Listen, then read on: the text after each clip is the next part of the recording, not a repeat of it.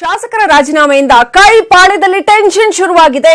ಮಲ್ಲಿಕಾರ್ಜುನ ಖರ್ಗೆ ಅವರನ್ನ ಕೆಸಿ ವೇಣುಗೋಪಾಲ್ ಭೇಟಿಯಾಗಿದ್ದಾರೆ. ಮಲ್ಲಿಕಾರ್ಜುನ ಖರ್ಗೆ ಅವರ ಡೆಲ್ಲಿ ನಿವಾಸದಲ್ಲಿ ಕೆಸಿ ವೇಣುಗೋಪಾಲ್ ಭೇಟಿಯಾಗಿದ್ದಾರೆ. ಸೊ ನಾಳೆ ಕೆಸಿವಿ ಬೆಂಗಳೂರಿಗೆ ಬರ್ತಾರಂತೆ. ಈ ಹಿನ್ನೆಲೆಯಲ್ಲಿ ಈಗಾಗಲೇ ಖರ್ಗೆ ಅವರ ಜೊತೆ ಭೇಟಿಯಾಗಿ ಮಾತುಕತೆ ನಡೆಸಿದ್ದಾರೆ.